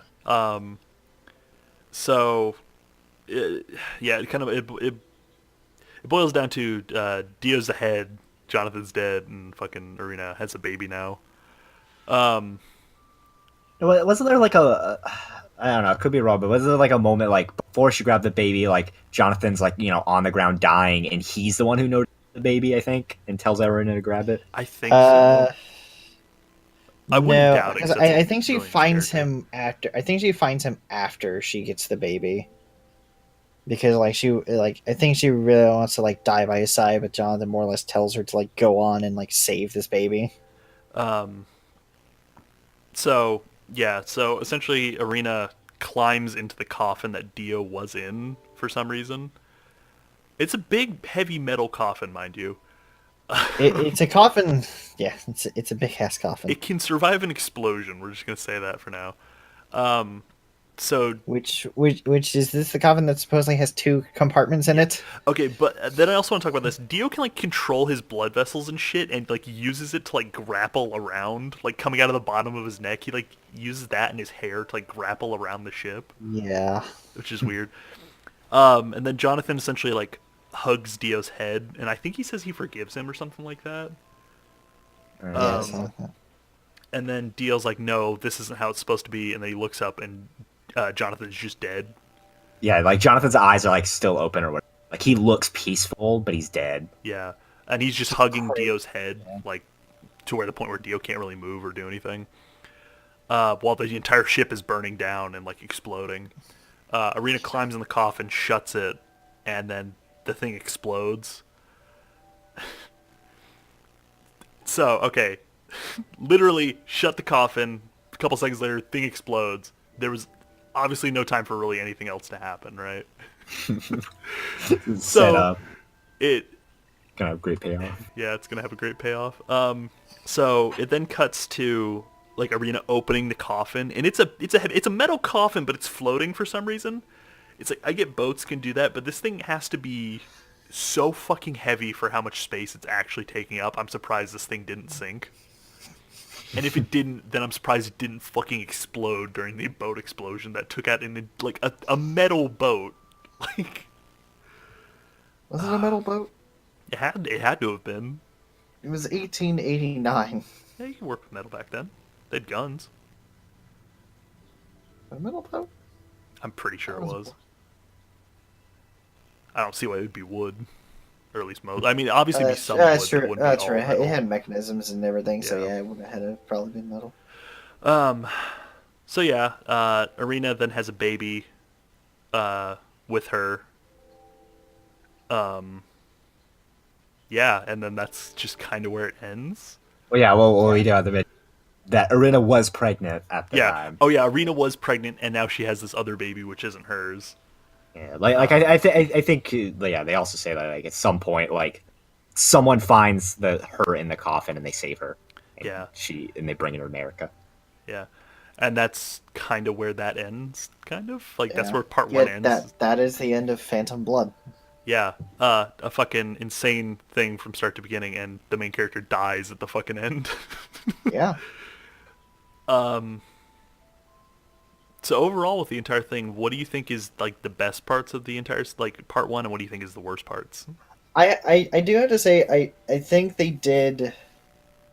a they did a good job of making a very detestable villain without going to weird tropes like Rapey bad guy. yes. They didn't go that way and they made him just an awful sadistic human being that it worked. They made him deplorable by the actions that he did and the way that he acted and not going to weird like what villainy things do villains do? Well, they're a little bit rapey. Yeah, like I'm glad they never made Dio like Dio does kidnap women, but like he doesn't like force his way onto them. Usually the women actually do want him. Yeah, Like when we see women with Dio, they usually want him. yeah. I mean, And if I not, want then he Dio. just kills them. He doesn't force his way on. Yeah, like what's not his whole thing with Poco's sisters? Like he was trying. Not I don't want to say trying to seduce her, but he's like, look, you can fuck me or you can become a vampire. She's like, I won't do either. It's like, all right.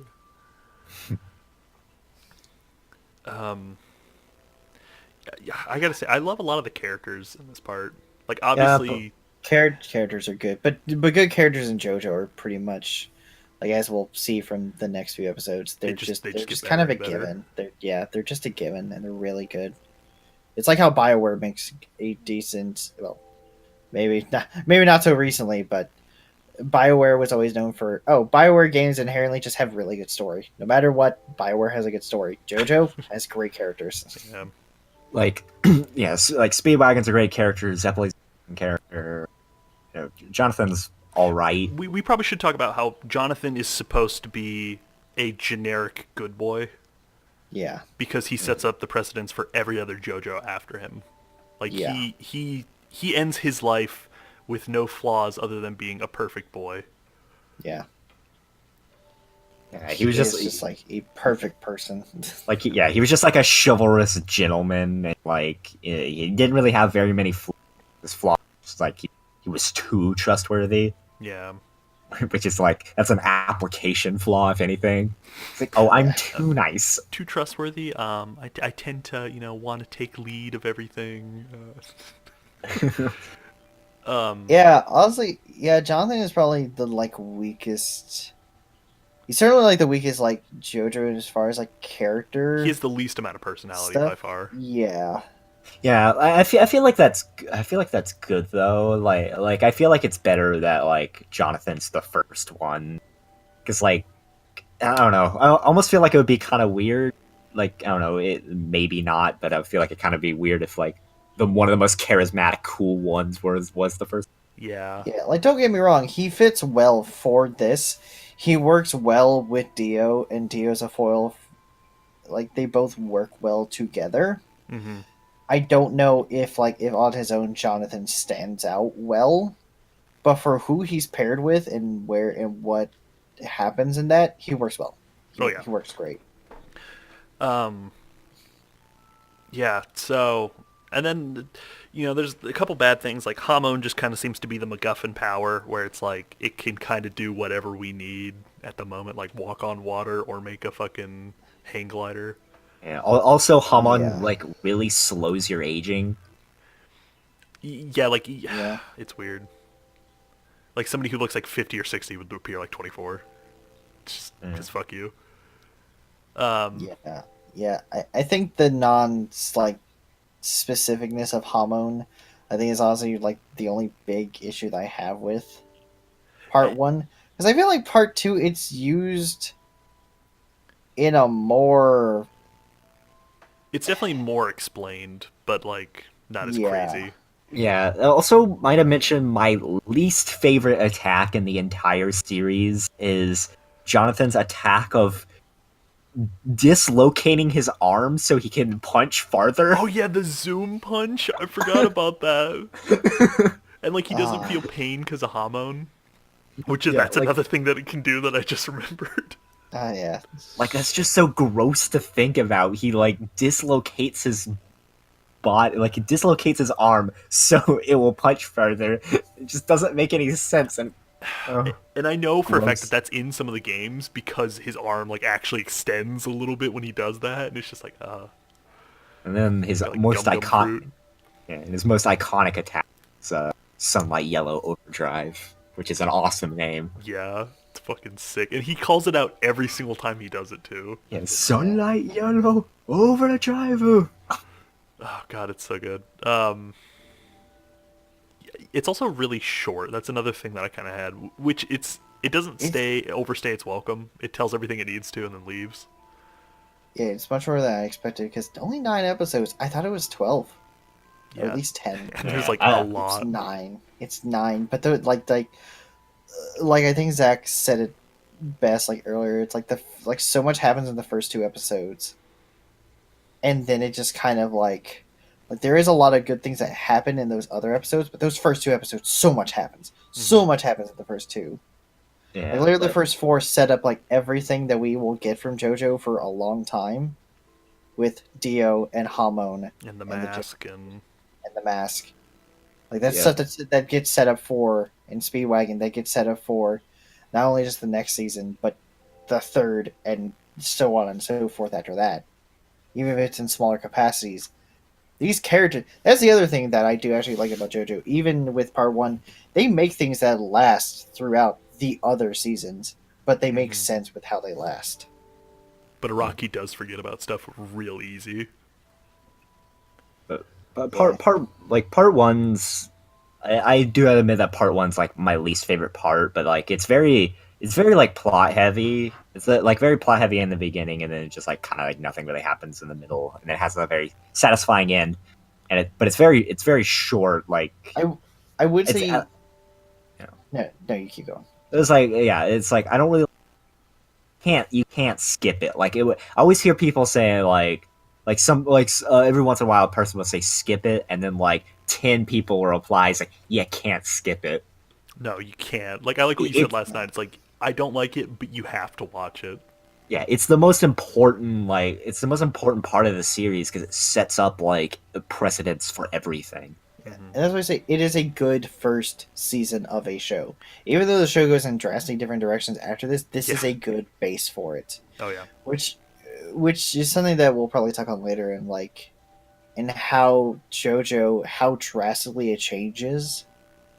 Like even this first season, this had very dramatic changes in it. Like it started off from just like an interesting plot story of one guy moving in and completely ruining this other person's life to oh, he's now a vampire. Oh, you now have basically magical powers Hmm. to help fight vampires.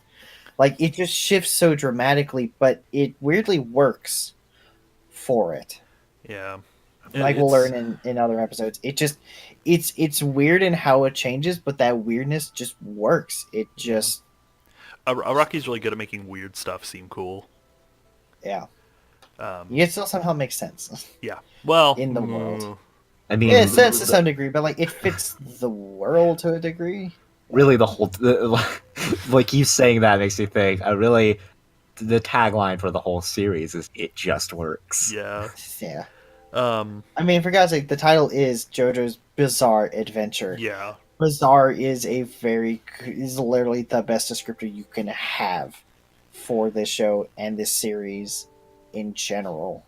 I bet, Also, like, every it main gets better. character's whole naming scheme is their first name is usually Jo, something like Yes. Jonathan, Joseph, Jotaro, etc., etc.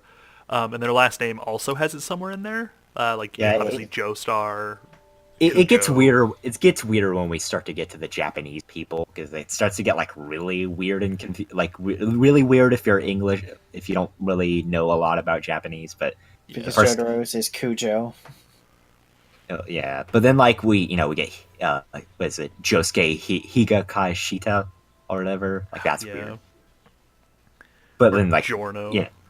Yeah, but then like the first two seasons we have Joe Star, so it's very simple. Jonathan, Joe Star, Joe. Joseph, Joestar. Yeah, it's just straightforward. Um, Yeah. yeah. So overall, I like part one. It's definitely Oh yeah. at the bottom of my totem pole for the Joestar like hierarchy. Which I agree with you, but I don't want to make it sound like it is a bad show. It is not by any means a No, bad no. season, but it's just comparatively to the other seasons, it's just lower Hmm. on the totem And pole. it kind of eases you into the insanity that is JoJo. Like you can It definitely does. see that it's weird, yes, but it gets weirder as the series goes on, and you're kind of just eased into that instead of just being Yeah. dropped in and be like, oh yeah, this guy can control the sun. It is a great first season because it sets up. It does its job for a first season. A first season is supposed to give you Hmm. setup for the show to come, and while that show drastically changes in JoJo's case, it does its part. Oh It yeah. literally sets up things that are felt throughout the rest of the. I say the rest like it hasn't ended. It hasn't ended yet. Through the rest of the other seasons, Hmm. there's still things felt from this season alone that have impact in later in seasons. Pretty much all the way up to Yeah. part 6. Yeah. Like I Yeah. don't like I think on its own, if that's all JoJo was, like part one, like if it was just part one, it wouldn't be very good. But like the fact that it's just like it's like the perfect building block for the entirety of the series. Like Yeah. it's a good beginning and support for everything to come when it comes to bloodlines and legacy, which is a very important theme in JoJo is Hmm. legacies and bloodlines. Yeah, like JoJo as a whole, it is definitely better with all of its parts together than just the parts individually. It's a good thing that it builds off of itself, Oh yeah. Um, and and then I don't think I found something that does that as well. oh no, To be I don't honest, feel like it does. Anything there's else does? there's very few, if anything, does, but there's very few things that are like JoJo that it as weird as it is, it just works. It just works. Yeah, there you go. Yeah, Um, yeah, and like the only other thing I can really think of is as much as I love Speedwagon as a character, he is the most useless character in the entire series. in Part part one. one, yes. In Oh, part that's one, fine. yes. He unfortunately is. Well, I mean, Poco is still useless, but I mean, like, for someone who's been around since episode 2 at that point, all the way till the end, sadly, Speedwagon is useless. But Well, like Zach Poco was gets saying, a he's pass because great. he's a child. Yeah, children kind of get a pass in JoJo. But like Zach said, like he is there to explain what's happening in the Hmm. fights, which is good. I mean, sometimes I feel like you need that. I mean, it makes more sense in the form of a manga where it's harder to tell what's In the actually hold on, happening. hold on, what you cut out for a second? In the form of a manga, we obviously need that. Yeah. We obviously need that. It's less needed in the anime, but I still like that they kept it because it definitely fits the weirdness of JoJo of just a guy being overly hype and screaming about everything that happens. Yeah. Uh, um, okay, so we should talk about other forms of media, games, novels, etc. that Part 1 has appeared in, because obviously there's like full-blown JoJo fighting games. There's, them appearing in multiple things, but let's start with movies, I guess. I know they have the one really bad Phantom Blood movie that we mentioned earlier, Yeah. which I'm probably going to watch at some point, just because I want to see how bad it is. It apparently goes through all of Part 1 in like an hour and a half movie. Wow. Yeah. So You already an hour thought it and a was half- crammed in there. Considering an hour and a half would only be like 5 episodes out of the 9, Yeah. They're I going to wonder cram what they even take more out. in there. I mean, they could just take out all the filler, weird stuff. It's not. I don't think it's that condensed part one.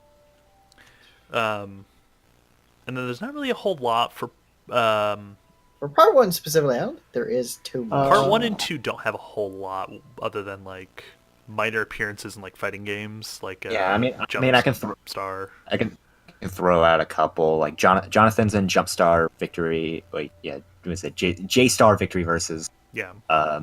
they have a Phantom Blood video game which is really really bad. They Like have a that Phantom game Blood is video game? yes, and it is awful. It is God. terrible.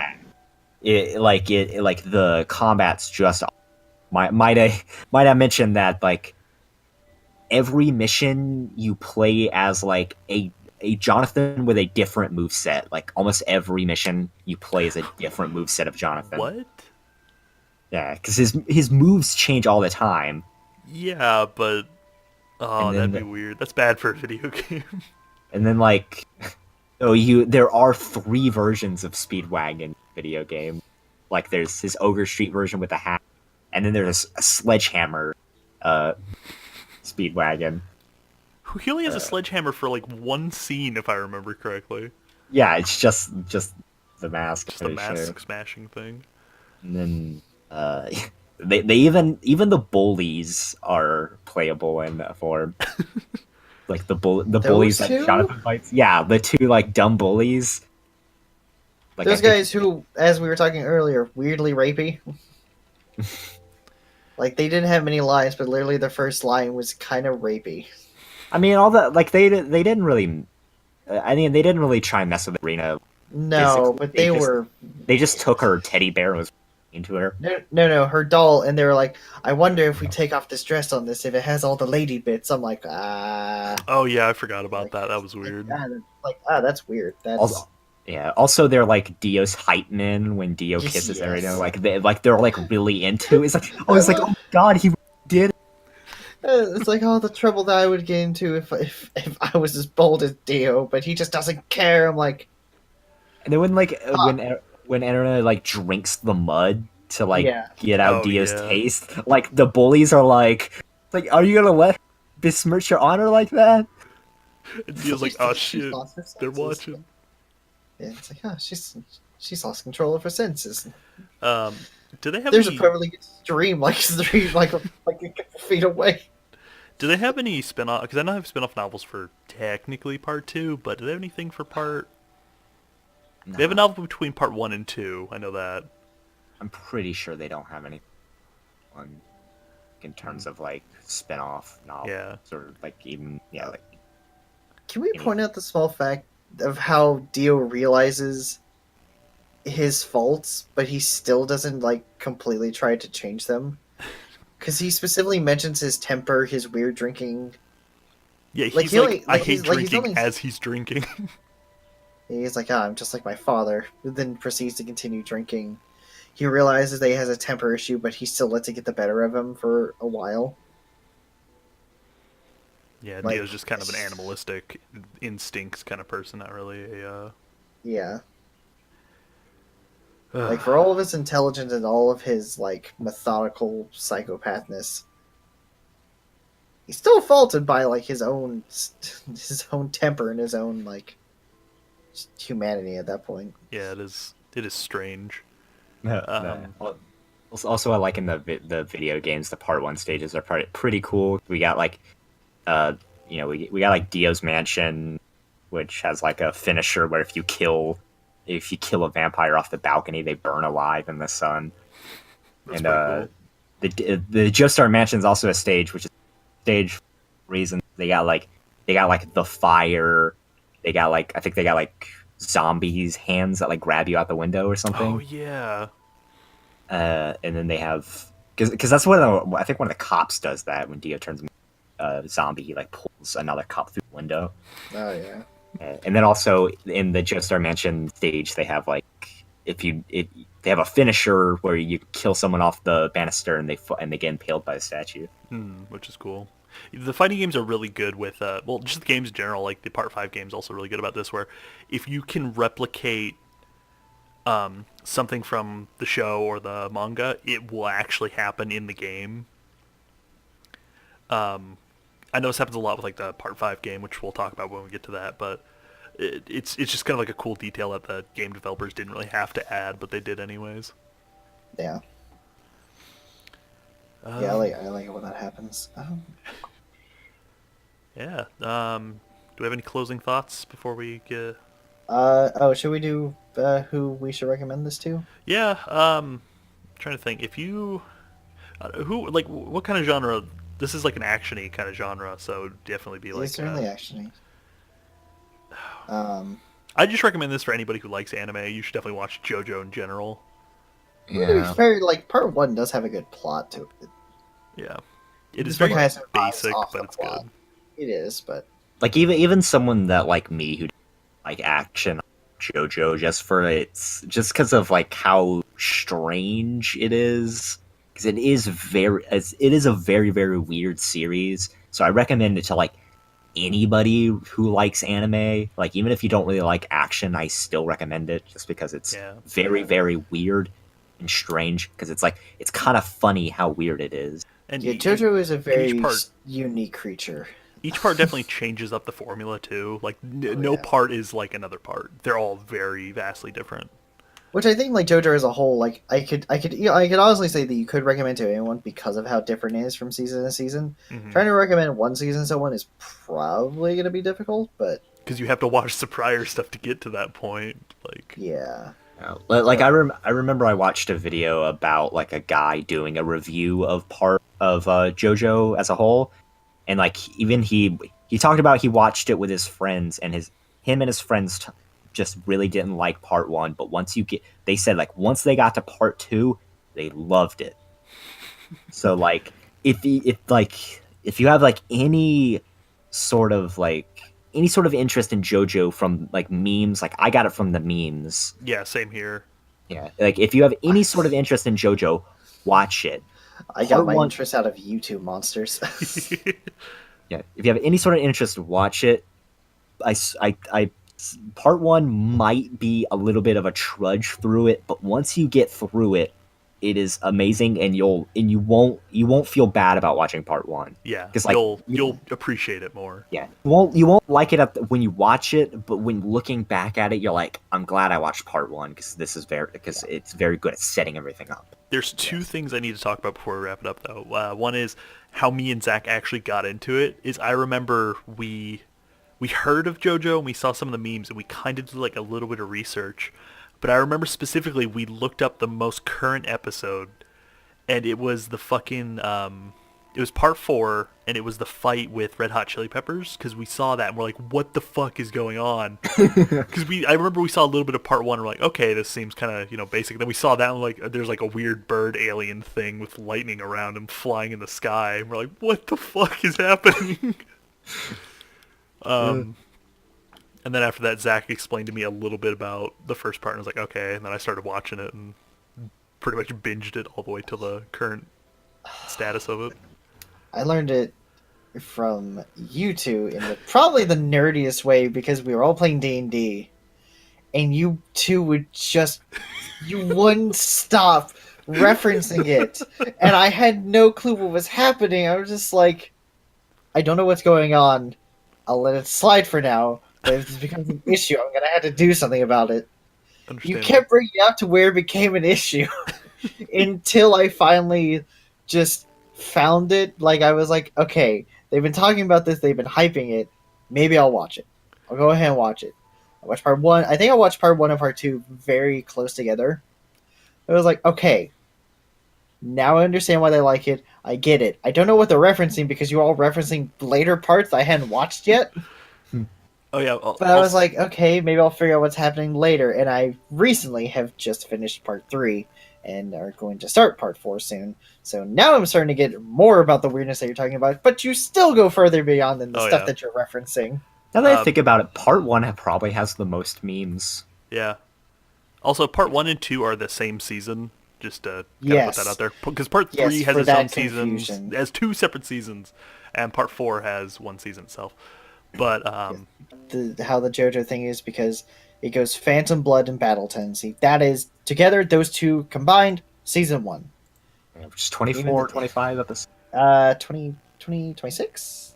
Like 24, 26. In the like usual like double anime season length of like 24, 25, 26. Yeah, and then part 3 has 2 parts to it, which in total make 49 episodes, I believe. I think it's like 49. It's quite a bit.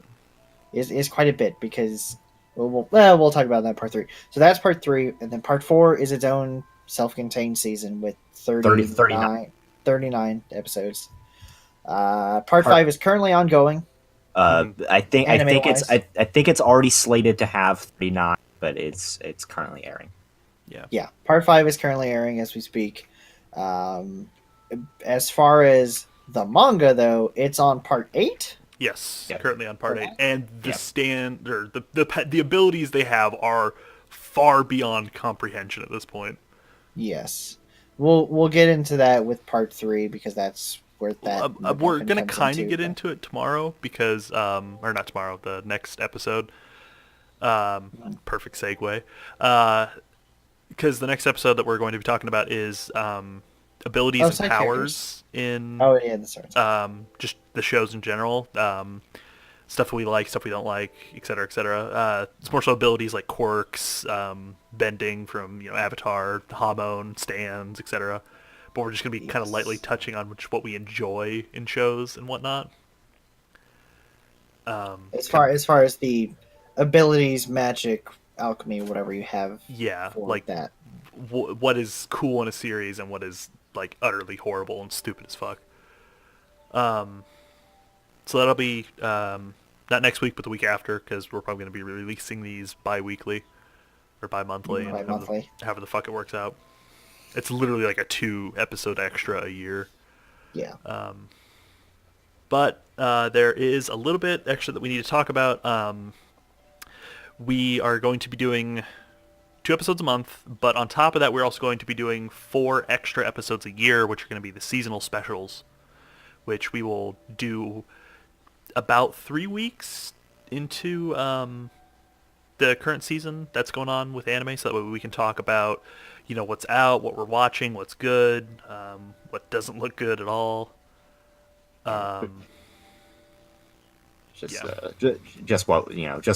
Just what we're watching, what we feel about them, kind of give like a quick plot synopsis and what we like about it, and if we're gonna keep watching it or we're just gonna stop like early on. Yeah, there's very few animes that I've dropped, but I've dropped like maybe 3. Zach, even like his percentage is so low at actual dropped anime that it is insane to me. I have no dropped animes yet. I have a bad habit. Pick up an anime, even if I don't like it, even if I absolutely hate it, I will finish it. I have that exact same issue.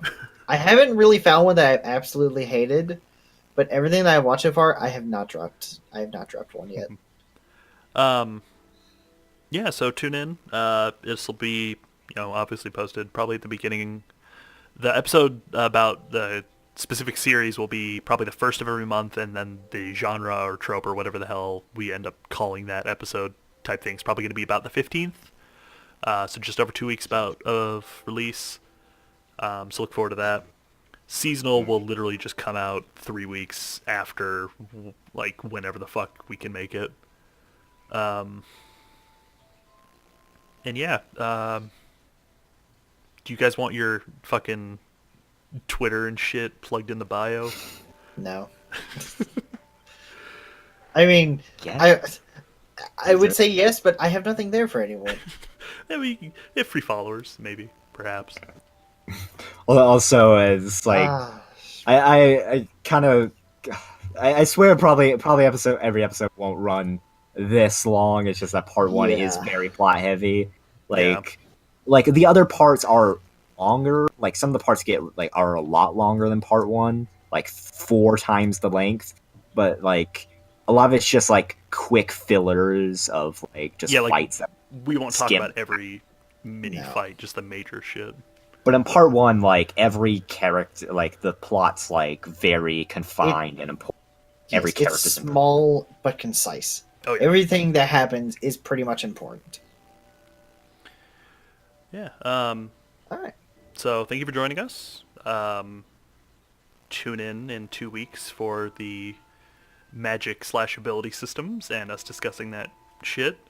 You'll definitely be able to find us on YouTube. I'm going to try to get us on iTunes among a couple other sites. I got to see what I can actually dig my claws into. His And meaty most claws. most likely SoundCloud, because I'm probably just gonna revamp my subscription and just start posting shit on there again.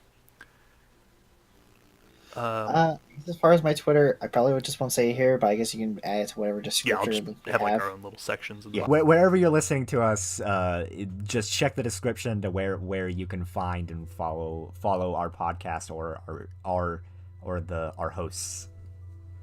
Yeah. Real quick though, I do want to. I just want to mention this because this is a really important thing that we're going to mention a lot.